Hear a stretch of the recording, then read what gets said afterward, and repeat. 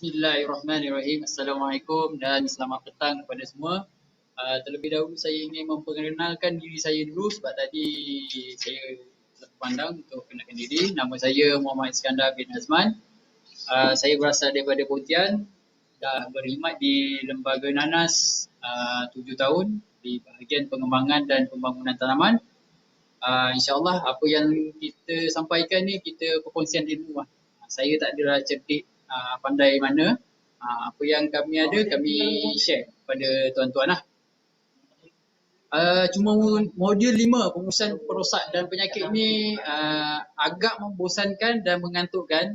Lebih-lebih lagi lepas makan, waktu petang, benda ni akan mengantukkan sebab dia lebih pada teori Jadi tuan-tuan perlu buatlah pelbagai cara untuk lebih fokus sebab pengurusan perosak dan penyakit ni sangat penting dalam pengurusan tanaman nanas ni. Okey, kalau untuk cerita perosak ni atau penyakit, apa-apa jenis tumbuhan memang ada. Tak kisahlah tanam pisang ke kelapa ke tanaman nanas juga tak terlepas daripada penyakit yang berjangkit dalam pengurusan ni. Punca untuk serangan ni ada beberapa punca. Kadang-kadang dia lebih pada kita punya pengurusan. Itu yang paling utama, iaitu amalan cultural yang disyorkan tidak diamalkan dengan betul atau sempurna. Macam tadi saya ada sampaikan untuk teknik menggunakan baja semburan, kaedah baja semburan, teknik menyembur kawalan rumpai menggunakan racun, itu pun memainkan peranan yang penting. Okey, yang keduanya cara atau kadar baja tidak betul, sama lah macam tadi. Keadaan cuaca tidak menentu, ini luar batas kawalan kita lah. Hujan panas ni, kalau hujan terlalu kerap di kawasan anda, peparitan tidak memuaskan, ianya boleh mendatangkan risiko penyakit pada tanaman nanas. Selain itu, pokok boleh terendam atau kekurangan air. Sebab tu pengairan dalam penyediaan kawasan sangat penting. Okey, faktor pemilihan kawasan yang tidak sesuai. Ini antara satu punca juga mendatangkan penyakit. Kawasan mudah banjir. Tuan-tuan tanam juga kawasan di tengah hutan. Tuan-tuan tanam pun jadi masalah pada perosak. Jadi pemilihan kawasan sangat diutamakan. Yang seterusnya keracunan baja atau terkena baja. Ini yang saya tadi dah cerita. Terkena pancaran matahari terik. Ini biasanya sunburn atau sun scorching pada kulit buah biasanya. Kalau panas terlalu terik, kalau kita biar je buah tu tidak tutup, dia akan merosakkan kulit buah. Seterusnya adalah masalah fisiologi. Ini biasanya macam variety moris atau Josephine yang mana mudah pecah tangkai. Nanti saya akan ceritakan macam mana untuk kawalan. Masalah fisiologi ni kita boleh kontrol. Terpecik racun.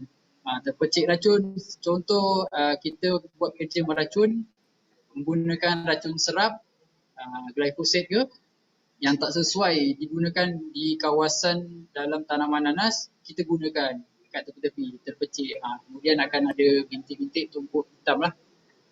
Itu antara punca-puncanya. Banyak punca-punca ni. Jadi jangan salahkan siapa-siapa, kebanyakannya masalah tu datang daripada pengurusan kita sendiri. Okey, perosak tanaman nanas dikategorikan kepada serangga atau haiwan.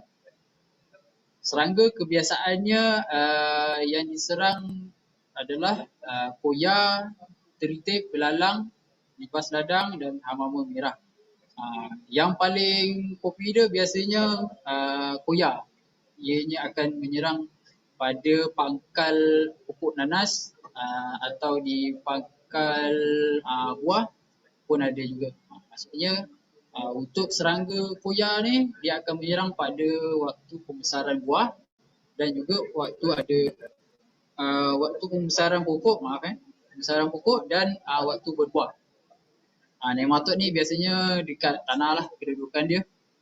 Okey, nematod kalau kita tengok secara mata kasar pun tak boleh. Tapi biasanya kalau kawasan yang berair, ya kawasan baru buka, itu memang biasanya akan berlaku masalah nematod. Perlu buat soil analysis kita untuk tengok nematod ni. Untuk haiwan perosak seperti tikus, babi hutan, burung, siput, monyet, ini yang familiar lah, yang berlaku dekat dalam tanaman nanas. Kita akan go through satu-satu macam mana kaedah dia menyerang dan macam mana kaedah kawalan dia. Okey, koya bertindak biasanya dia tidak berpindah dari satu pokok ke pokok lain tanpa bantuan semut. Okey, sebab semut dengan koya kawan lah, ibarat kawan. Koya akan memakan tisu pokok nanas dan semut hitam akan memakan manisan yang dinamakan Ididomimex insect yang biasa dikeluarkan oleh koya. Biasanya kelinjar koya itulah yang semua akan makan. Kemudian koya boleh bergerak dengan sendirinya tapi perlahan. Kebanyakannya koya akan bergerak dengan semut. Okey.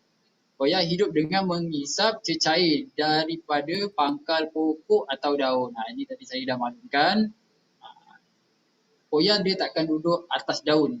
Tempat-tempat terbuka dia takkan duduk di situ. Dia akan duduk tempat yang celah-celah. Okey, kita tengok kesan koya pada pokok nanas. Untuk peringkat yang dah teruk, pokok nanas akan layu dan berwarna merah. Biasanya kita panggil penyakit ini layu merah. Okey, bila dia dah serang, dia akan menjadi satu virus pada pokok tu. Nanti kita akan tengok. Okey, pertumbuhannya akan terbantut. Okey, kemudian mengeluarkan buah yang kecil dan bantut. Pokok mati. Ini baru cerita risiko koya. Tadi tuan-tuan ada cerita pokok bersemak, ladang bersemak, okey, pembajaan. Banyak risiko-risiko yang perlu ditempuhi untuk tanam nanas. Jadi tuan-tuan nak tanam nanas ke nak tanam nanas? Kita tengok lagi apa dia. Okey, ni antara jenis-jenis koya. Okey, kesan koya membawa penyakit virus tadi yang saya sebutkan tadi, boleh menyebabkan layu koya. Simptom dia daun akan menjadi kemerahan dan hilang kesuburan. Kalau peringkat awal dia akan daun hujung daun pokok nanas dia akan mengering dan menggulung sedikit pada peringkat awal. Okey, bila dah teruk lama kelamaan seperti yang dalam gambar itulah, dia akan warna merah dan layu. Kemudian kalau ada buah dia akan kecut. Pokok pun terbantut. Ini simptom dia. Okey, tengok dalam gambar tu dia menunjukkan kedudukan koya tu. Biasa di celah-celah.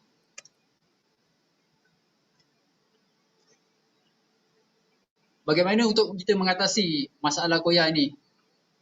Semestinya sulur diambil perlu daripada pokok yang sihat atau ladang yang sihat. Seperti sahabat saya tadi maklumkan, pemilihan bahan tanaman perlu dia ambil berat. Kalau kita tak tahu background kebun sebelum ni, bersemak ke, kita pakai beli je benda tu, jadi masalah. Boleh beli tapi kita kena buat rawatan dahulu sebelum kita buat kerja menanam. Rawatan yang boleh digunakan adalah seperti racun malation, boleh campur sekali dengan racun benomil, racun kulat. Boleh sekali untuk buat rawatan tersebut. Okey, itu untuk langkah pertama sebelum menanam. Rawatan benih perlu dilakukan ya. Sekiranya dah tanam terdapat koya juga, sembuhkan racun malation untuk kawalan semut. Kita kawal semut, kita dapat kurangkan populasi koya tu. Kemudian kalau koya ni kita boleh gunakan white oil. Berapa kadar dia bergantung pada label botol.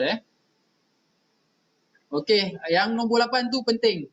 Sebagai langkah berjaga-jaga, elakkan tanaman selingan dengan labu. Sebab labu dengan koya tak boleh dilekang, memang ada. Jadi kalau kita buat integrasi nanas dengan labu, okey, memberi masalah pada akan datang. Tak digalakkan je. Okey, habis untuk cerita serangga, koya. Okey, serangga selain koya adalah belalang, semut, lipas ladang, anak-anak ini. Ini pun kita kena kawal kalau terlalu banyak. Kalau sedikit tak ada masalah. Tak perlu. Okey. Untuk tertib, ini jarang berlaku. Sekiranya kebun tuan-tuan agak semak, mungkin serangan tertib agak tinggi kalau di kebun tuan-tuan. Serangan tertib berukuran 2.5 mm, dia kecil je. Bulat, leper. Okay, kemudian dia menghisap daun, buah dan tangkai. Ada menghisap daun, buah dan tangkai sama je seperti koya. Okay, duduknya di pangkal pokok atau di bawah daun.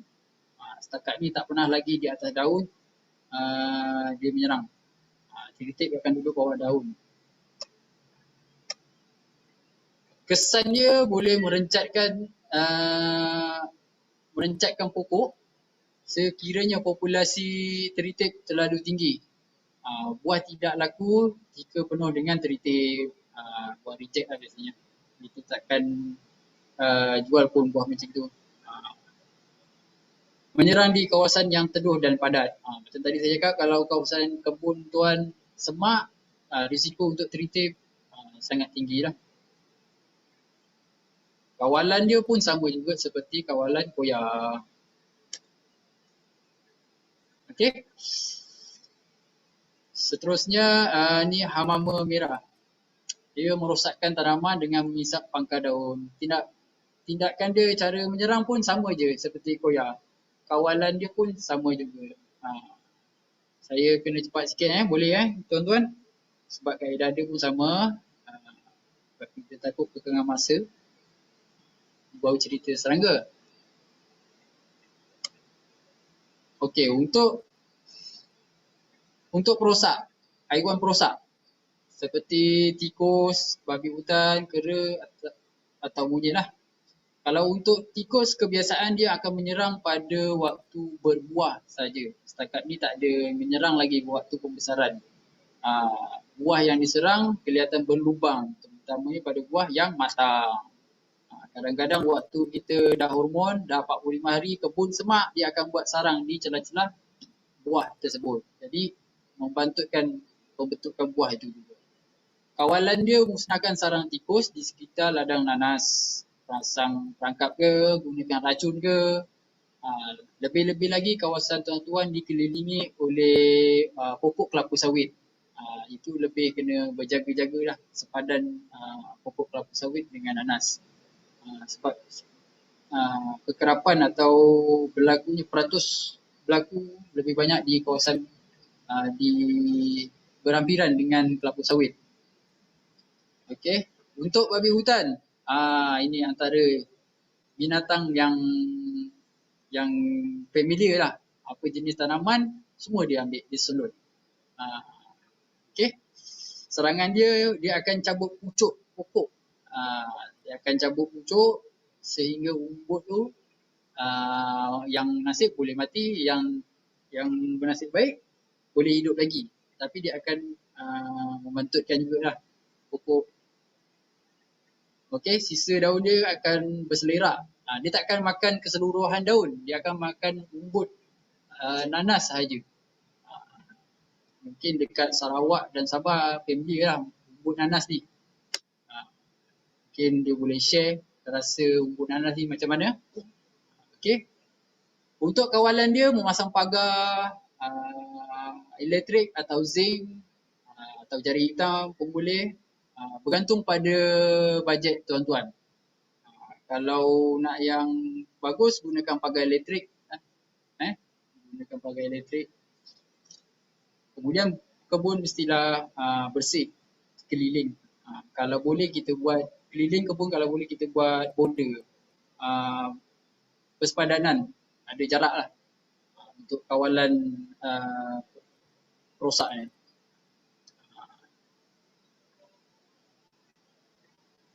Okey, untuk kera atau monyet, serangannya pun lebih kurang macam babi hutan. Tapi biasanya dia lebih pada cabut pokok-pokok yang sekali. Tapi waktu dah besar, jarang dia akan menyerang. Biasanya waktu-waktu mula bertanam, dia akan cabut sulur tu atau dia akan makan rumput nanas juga. Daun dia takkan makan habis lah macam babi hutan tadi. Cara kawalan pun lebih kurang sama dengan babi hutan tadi. Kaedah yang lain pun boleh gunakan dengan cara memelihara anjing dekat kawasan ladang tu. Kalau untuk pasang pagar elektrik ni, tuan-tuan pun boleh google lah macam mana cara pasang pagar elektrik atau cari ejen-ejen yang menyediakan perkhidmatan memasang pagar elektrik ni. Jangan kalau tak tahu kita buat, nanti jadi masalah di belakang hari. Silap tuan yang kena renjatan elektrik. Okey. Untuk nematod seperti root knot nematod, ini jarang-jarang lah berlaku di kawasan tanaman nanas. Ianya tak boleh hidup di kawasan yang berasid. Lebih-lebih lagi di kawasan tanah gambut kerana terlalu masam. pH-nya bawah 4.5, nematod memang tak aktif. Tapi di kawasan tanah mineral yang pH-nya tinggi, 5 dan ke atas, serangan nematod ni boleh dikatakan banyak juga lah. Biasanya di kawasan baru. Boleh menyebabkan kekurangan hasil yang serius dan cara kawalan agak mahal. Okay. Serangan tertumpu kepada bahagian akar sahaja. Okey, tu dia ada bagi tahu berpotensi berlaku di kawasan tanah mineral. Okey, tadi selesai cerita part yang kita boleh nampak. Macam nematod, macam tadi serangga, haiwan perosak. Okey, sekarang ni kalau cerita penyakit memang kita tak boleh lihat secara mata kasar. Kerana penyakit boleh ditakdirkan sebagai satu kehidupan yang pokoknya tidak normal, tidak sihat disebabkan oleh mikroorganisma yang terbagi kepada kulat, bakteria, virus. Berbeza ya tuan-tuan, virus, bakteria dan kulat ni. Okey, yang kebiasaannya virus yang diserang oleh clotavirus, ini biasanya di layu merah ni lah. Sekiranya berlakunya serangan koya, macam tadi, koya, layu, kemudian layu merah, virus akan attack pada pokok tersebut. Virus tu inilah clotavirus, nama dia. Sini depan ada kot. Okey, untuk bakteria yang popular biasanya BHR lah. Bakteria heartworm yang disebabkan patogen dia Erwinia chrysanthemi. Dia akan menyerang waktu berbuah dan juga pembesaran pokok. Ini yang familiar. Lebih-lebih lagi di kawasan di variety MD2 dan Josephine. Hybrid lah. Okey. Yang ketiganya Telebiopsis sparosa atau reput perdu atau reput buah. Ini dia pun menyerang waktu berbuah dan pembesaran. Okey. Yang selain itu Penicillium fusarium, mata dalam. Mata dalam waktu berbuah sahaja. Okey, jenis penyakit. Penyakit kulat di antara mata dalam, mata hitam, reput perdu.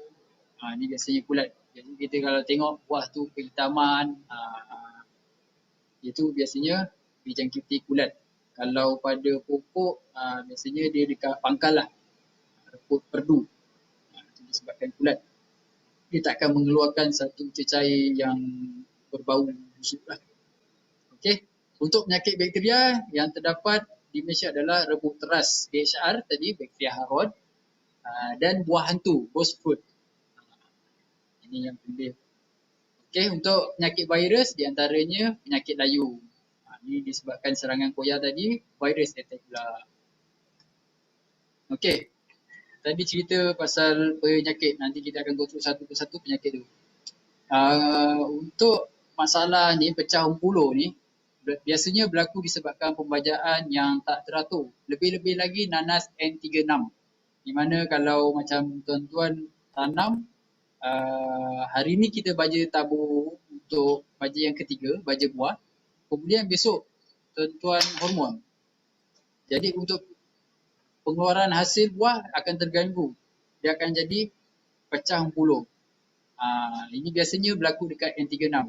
Biasanya buahnya akan nampak bentuk pipih atau bujur, tak seragam lah. Dalamnya akan pecah umpuluh. Bila dah pecah umpuluh, jangkitan kulat pada buah nanas. Jadi bila baja tak teratur disebabkan pengurusan kita sendiri. Kadang-kadang kita sendiri yang cari penyakit tu. Atau kita sendiri yang buat penyakit. Okey, mata hitam. Mata hitam ni tadi yang ada yang ajukan soalan dan Cik Razak pun ada menerangkan. Sengatan serangga semasa putik, jangkitan kulat di peringkat masa. Ini biasanya lepas hormon. Lepas hormon 45 hari. Bagi Barretti Josa atau Morris, 45 hari dia akan start berbunga. Bila berbunga purple tu dia akan menyerang. Tapi sebelum tu kita kena buat kawalan serangga menggunakan malation. Ini bagi mencegah lah mata dalam ni. Apabila berlakunya serangan ni pada peringkat awal, kita tak nampak sangat. Tapi bila semakin tempoh matang, dia akan menunjukkan kesan yang lebih serius. Kita tengok gambar yang sebelah kiri tu, buah muda. Memang kita tak perasan. Ada mata hitam itu, kecil saja. Tapi apabila masak, dia akan membesar. Kerosakan yang lebih serius. Okey.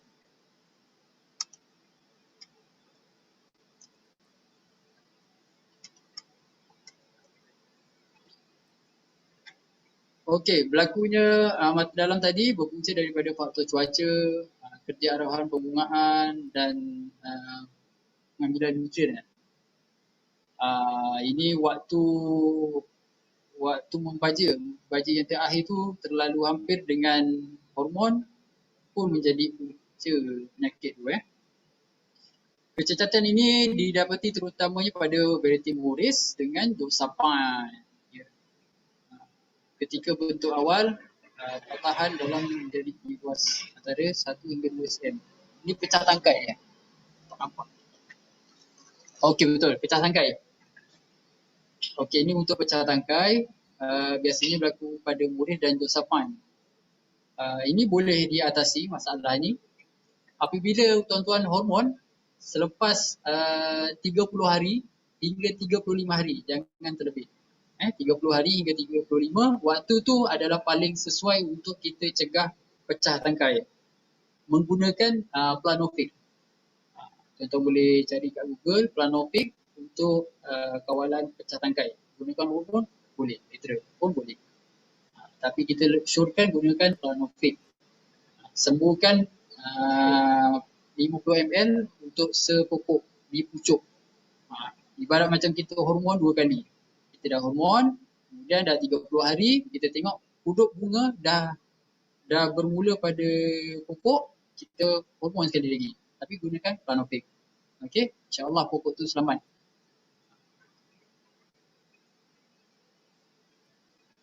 Kerosakan ni bukan disebabkan patogen je.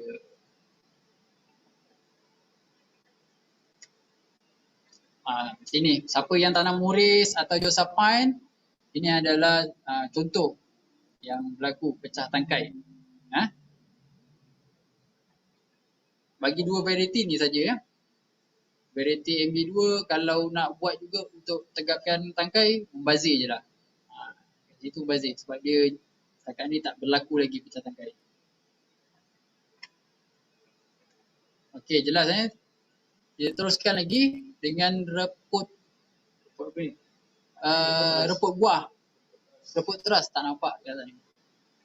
BHR lah yang tadi reput teras bakteria atau BHR, bakteria Harrod.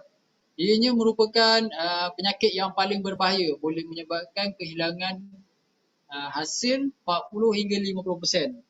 Jadi tadi tuan-tuan dah kena penyakit serangan serangga, okay, babi, perosak, kemudian kebun semak, kemudian BHR, banyak penyakit lah, banyak risiko.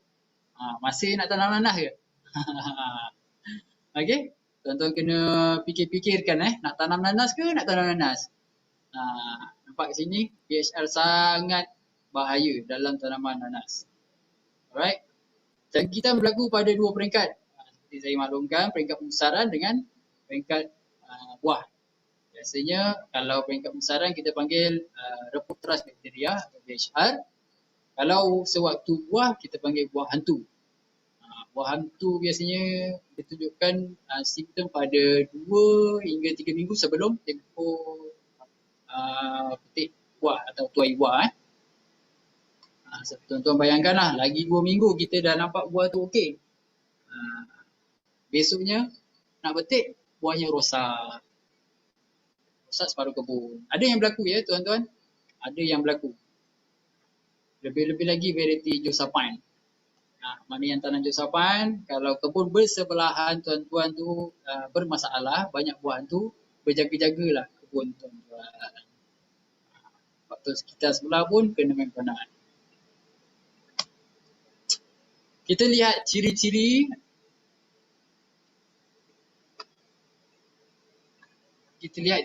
Rhopotras bakteria. Pada peringkat awal ada tumpuk-tumpuk basah di pangkal daun, di pucuk lah. Kemudian tumpuk basah membesar, menggelembung dan merebak. Daripada warna hijau bertukar ke kuningan. Kemudian mengeluarkan cecair yang busuk. Dalam beberapa hari keseluruhan teras pokok nanas mudah dicabut. Okey, kalau tuan-tuan nampak pokok yang macam tak sihat, agak layu, daun mudah tercabut, kemudian bila kita cabut tu mengeluarkan cecair dan berbau busuk, itu adalah satu simptom serangan BHR pada kawasan tanaman nanas tuan-tuan. Jadi tuan-tuan kena alert benda ni. Ciri-ciri dia, simptom-simptom dia. Okey. Tuan-tuan boleh lihat kat sini, ini bagi variety Josephine yang diserang pada usia kalau macam ni pun dah nak waktu hormon dah ni. Ni dah 7 bulan dah. Dia akan serang pangkal daun, pucuk yang kena jangkitan. Boleh berjangkit tak dengan sebelah? Boleh. Boleh berjangkit dengan sebelah. Jadi kalau nampak ia macam ni, tuan-tuan kena segera mengatasi masalah ini. Okey?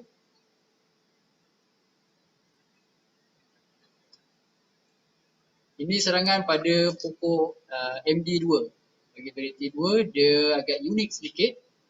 Daun dia akan menjadi lut sinar, kemudian baru akan merebak pada keseluruhan daun. Dia kalau kita tengok peringkat awal ni. Tapi bila kita tarik pucuk tu, sebenarnya dia dah busuk dah.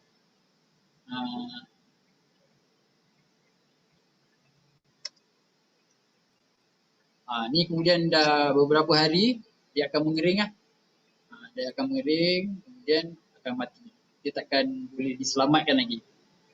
Ada ubat ke? Memang tak ada ubat. Ini tak ada ubat. Bila dah macam ini tak ada ubat. Kalau dah macam ni pun tak ada ubat. Jawapannya mati je lah pokok tu. Tapi apa yang kita boleh buat adalah kawalan. Kita go through macam ni. Okey, ini simptom dia lepas dah 20 ke 30 hari, dia akan mengering keseluruhan daun. Nampak pokok sebelah tu nampak segar, tapi sebenarnya dah dijangkiti bakteria. Okey.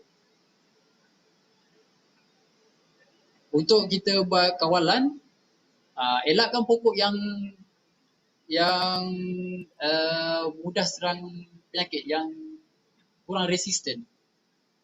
Contoh kalau kawasan tuan-tuan yang mudah terendam, janganlah tanam variety Josephine ke MD2 ke. Walhal sebenarnya kawasan yang mudah tenggelam tak boleh tanam. Tapi tuan nak tanam juga, tapi boleh tanam. variety Mores boleh, Yankee boleh. Sebab dua variety ni sangat resistant dengan penyakit BHR ni. Tapi kalau nak tanam juga mungkin kena buat pengairan yang lebih sistematik bagi mengelakkan pokok terendam dan mudah diserang oleh BHR ni lah. Okey. Musnahkan pokok yang berpenyakit di kawasan tanaman. Sekiranya ada berlaku jangkitan di peringkat awal, tuan-tuan perlu kontrol dan musnahkan pokok tu. Macam mana nak musnahkan? Tuan-tuan kena masuk ke dalam ladang, bawa plastik hitam lah. Plastik hitam atau plastik sampah. Ambil pokok yang diserang penyakit tersebut, yang rosak tu, masukkan dalam plastik, kemudian ikat. Elakkan titisan air tu jatuh ke pokok sebelah. Ada juga orang buat musnahkan pokok, memang dia musnahkan betul. Betul musnahkan pokok. Tapi teknik dia, cara dia silap. Dia just ambil, kemudian dia bawa je keluar. Masa perjalanan dia nak keluar ke ladang, berapa banyak pokok yang dia lalu. Jadi, ia akan merebakkan lagi keseluruhan ladang. Masukkan dulu dalam plastik, baru bawa keluar. Okey? Okey, selain itu boleh gunakan semburan bodox meter. Apa benda bodox meter tu? Baja dia sama je seperti baja semburan pertama. Ada yang penting dia ada elemen hydrated lime dan juga terusi, pupuk sulfat. Gunakan cara yang lebih lah. Guna dua bahan ni sahaja. Kadar dia 8 kilo untuk 220 liter air dan boleh letakkan 2 kilo untuk terusi, 8 kilo untuk hydrated lime dalam 220 liter air. Okey, mana yang nak ambil take note. Itu kaedah untuk buat bodox meter lah. Itu yang simple. Sembuhkan di kawasan yang berdekatan. Lebih kurang radius 10 meter kita sembuhkan pada pokok. Dekat kawasan yang dah diserang tu, lubang yang dah pokok dah kita dah buang tu pun sembuhkan juga. Okey, selain itu kawal serangga berpindah dari pokok lain ke lain seperti semut ke, itu sebagai ejen pembawa. Jadi kena kawal juga serangga. Sekiranya terlalu banyak semut atau lalat dia, kita kena kontrol. Okey. Ianya bagi mengelakkan jangkitan. Peralatan tuan-tuan pun perlu disanitize. Lepas kita dah ambil pakai parang tu, cucilah. Cuci parang tu, sebab kita akan gunakan lagi parang tu kepada pokok yang lain. Ianya boleh merebakkan. Tubuh badan kita pun sama juga. Contoh kita jalan, kita tak tahu ada penyakit tu, kena kat seluar kita. Kita pun bergerak, lalu dia boleh attack pokok lain.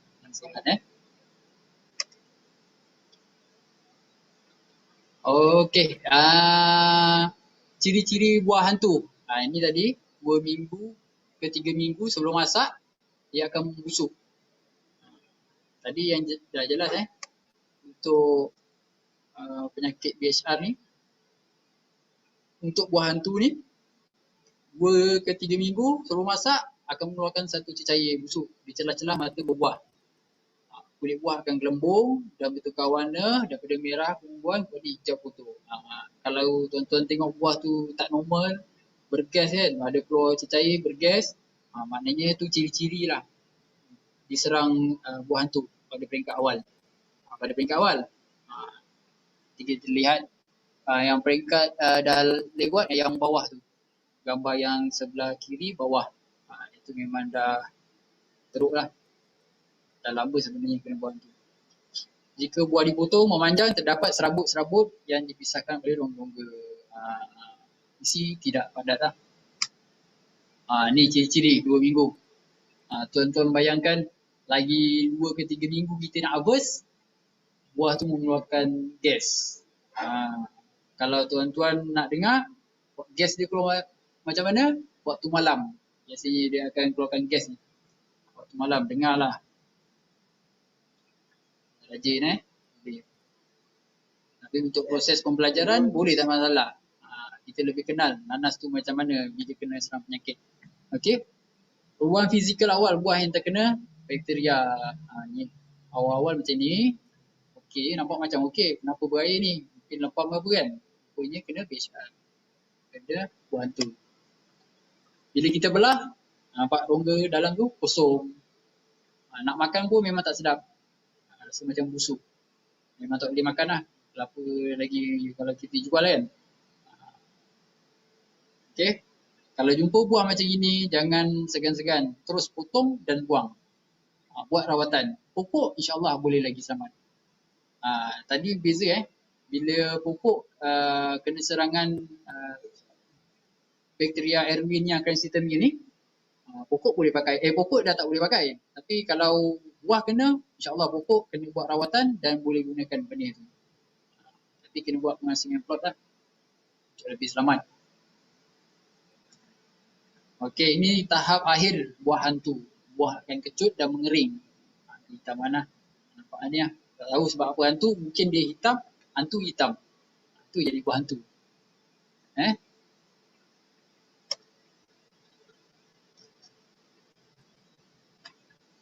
Okey, untuk langkah kawalan awan. Elak tanam di kawasan mudah terendam. Ini seperti pokok tadi dah. Okey, jangkitan mudah terjadi apabila pokok ditanam kawasan terendam. Sebab tu masa permulaan penyediaan tapak, pengairan sangat penting. Pengairan, keparitan dan pengairan sangat penting. Kalau tempat yang mudah banjir, buatlah parit. Banyak parit pun tak apa.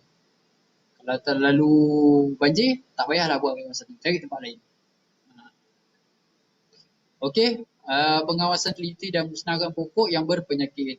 Ini tadi kalau nak buat musnahkan boleh, tak musnahkan kena buat rawatan pun boleh. Okey, sentiasa prihatin keadaan ladang dan beri tumpuan pada pokok yang menunjukkan tanda-tanda kurang sihat. Sebab tu kalau kita tanam nanas ni rajin-rajin masuk kebun.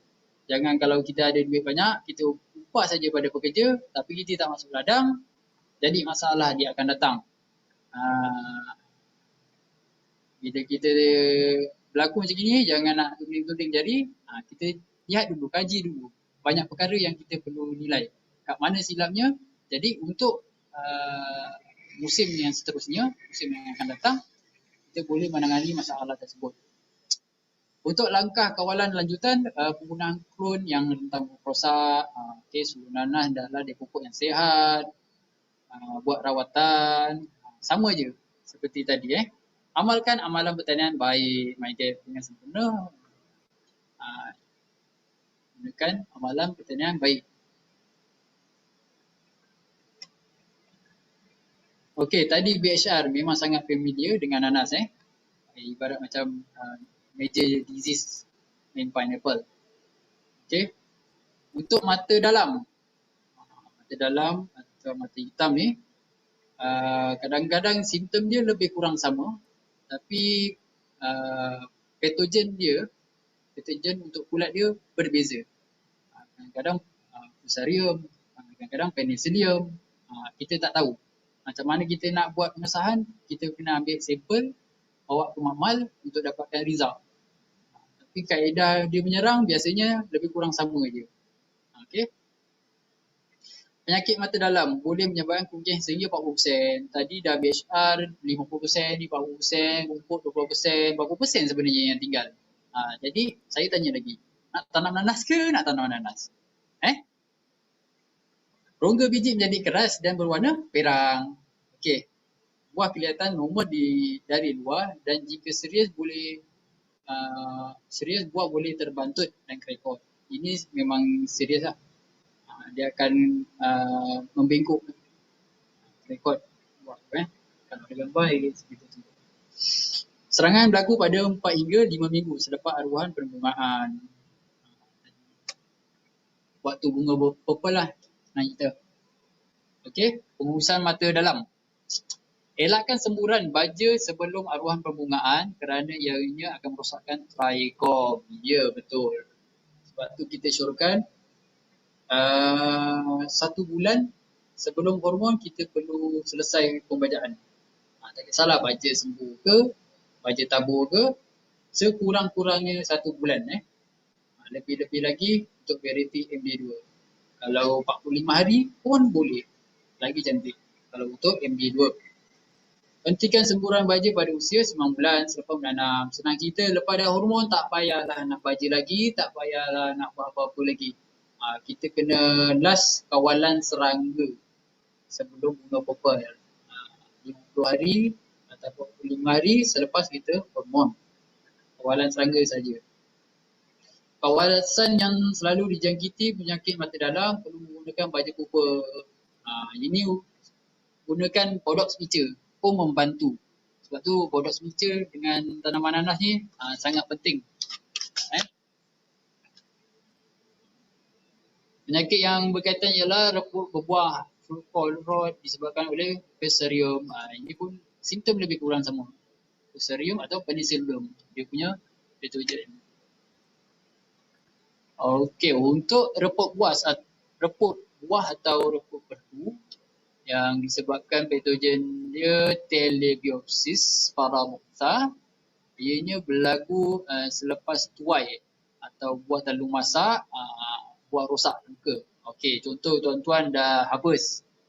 Masa harvest tu handling kurang baik, akan merosakkan atau mencederakan kulit buah beserta dengan isi buah. Ianya boleh dijangkiti kulat Telebiopsis. Okey. Seterusnya, simptom dia buah akan menjadi lembik dan berair dan warna kelabu. Yang teruknya bila dah warna hitam, itu memang teruk. Sebab tu kerja-kerja post harvest perlu dilakukan dengan sebaiknya. Kadang handling kita pun masalah. Okey. Patogen disebabkan Telebiopsis juga menyerang pada benih pada peringkat awal. Sini ada tu. Okey. Reput buah atau reput perdu pada peringkat benih. Kalau tuan-tuan dapat benih bantuan daripada lembaga atau beli, dapat je benih, tuan-tuan kena buat cek. Biasanya dekat perdu. Kalau lembik dan berair, rejectkan saja. Okey, ini akan memudaratkan. Sebab tu kadang-kadang kita syorkan pada penanam, kita sunatkan. Bila kita sunatkan, kita akan nampak sama ada benih itu sihat atau tidak. Sunatkan macam mana? Dekat pangkal tu kita buang sedikit di ujungnya. Buang sedikit saja. Jangan buang banyak. Nanti akan mematikan. Buang sedikit saja. Lebih kurang 1 cm daripada ujung. Okey. Untuk kawalan dia, rawatan perlu dibuat. Boleh gunakan racun Malathion dengan Benomine. Okey.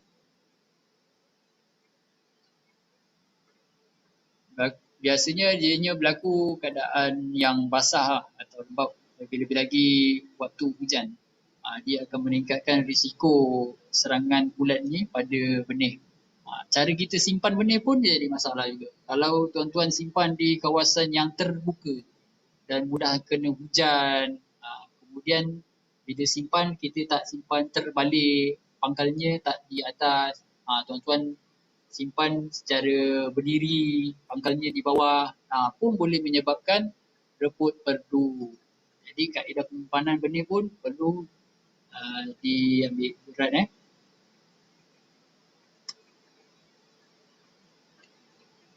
Okey, tadi habis untuk Telebiopsis, reput perdu atau reput buah. Untuk penyakit kulat Phytophthora ni, simptom dia lebih kurang sama dengan BHR. Phytophthora. Simptom dia lebih kurang dengan BHR. Sebab tu kalau nak confirmkan apa patogen dia, kena bawa mamal lah.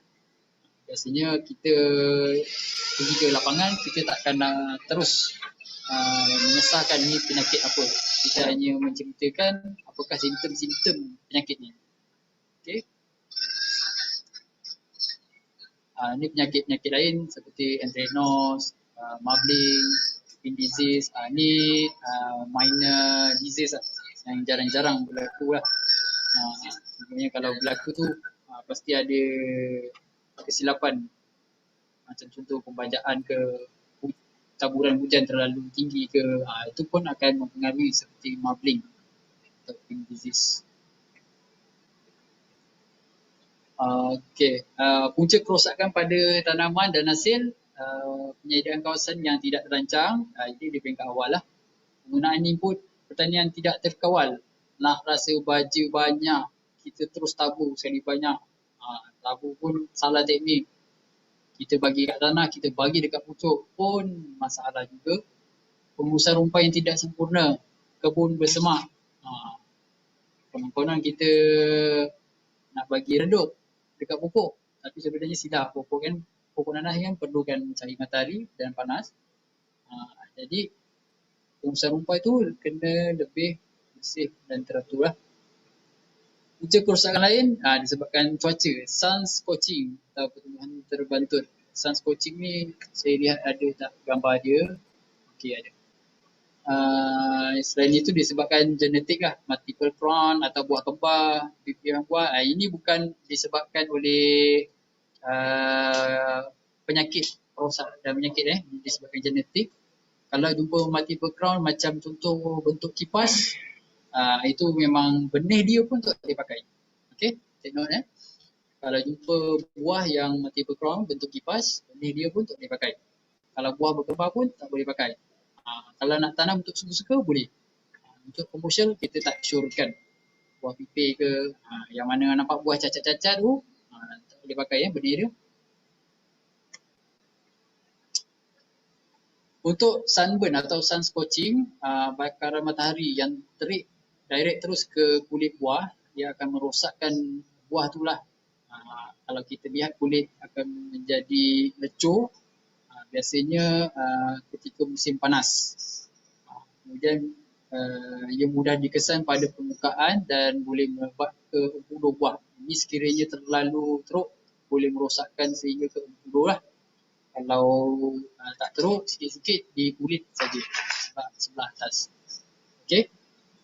Permukaan buah yang lecur akan berwarna kekuningan atau putih pada kulit dan akan bertukar kepada warna coklat dan hitam. Kalau tengok sebelah kiri tu ada contoh gambar. Yang atas tu kalau kita tengok kulit saja. Yang bawah tu kulit kemudian dan diserang oleh kulat. Dia dah luka, kemudian kulat akan menyerang pula. Sebab tu kadang-kadang peringkat mata dalam ni atau scorching ni bukan peringkat berbunga saja. Tapi di peringkat matang pun boleh terkena juga. Sebab tu kita kena kawal dia. Ini contoh untuk multiple crown, ni genetik dia dah tak boleh pakai Kalau jumpa musnahkan saja. Tapi dia ada harga waktu musim perayaan. Mana yang bagi Chinese dia boleh disimpan lah. Tapi kalau kita sebagai orang Islam, kita tak galakkan lah. Okey.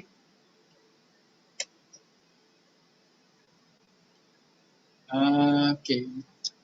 Untuk sun scorching ni, kaedah dia kita boleh gunakan penutup. Sebab saya ada perasan soalan, kenapa kena pakai topi?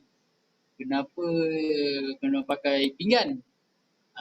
Pinggan putih, polystyrene kan? Sebab ni sun scorching ni. Bagi mengelakkan sunburn ni. Yalah, tuan-tuan dah jaga selama 14 bulan, 12 bulan. Tapi akhir sekali tuan-tuan biarkan terdedah direct matahari. Dia akan merosakkan kulit buah. Kita boleh gunakan pinggan, polystyrene atau mangkuk boleh. Dan juga kita boleh gunakan net hitam pun boleh. Selain itu kita boleh gunakan pelepah sawit ke pun boleh. Tapi jangan tutup gunakan rumput, dia akan semak, tak boleh. Kita gunakan kaedah yang lebih sistematik dan komersial.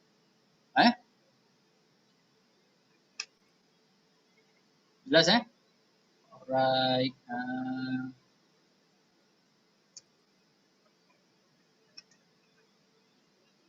Waktu bila? Okey. Waktu bila? Tak ada orang, saya tak nampak tapi saya tanya sendiri Waktu bila yang sesuai untuk kita sarungkan buah ni? Waktu selepas tamatnya bunga purple. Biasanya 60 hari, 60 hari atau 70 hari selepas kita hormon. Waktu tu yang paling sesuai. Bila kuduk bunga tu dah tamat, dah mengering, waktu tu kita tutup. Kita tutup gunakan tadilah. Gunakan net ke, gunakan pinggan ke, gunakan sarung buah ke, pelbagai cara. Setakat ni yang paling terbaik gunakan net. Cumanya dia akan memberi kesan sedikit tahap kemanisan buah. Net hitam tu. Dengan kadar 50%. Jangan pakai yang 70%. Confirm buah tu tak manis. Sebab dia perlukan cahaya matahari untuk buat fotosintesis. Okey. Okey, untuk balut buah ni saya tak syorkan gunakan surat khabar. Kita guna surat khabar, kita balut keseluruhan seperti buah jambu. Okey, dia akan memberi kesan sebenarnya. Sebab mata berbuah akan terbantut untuk membesar. Jangan ni satu lagi. Nak tutup boleh tapi jangan balut macam buah jambu. Ni saya bagi tahu awal-awal.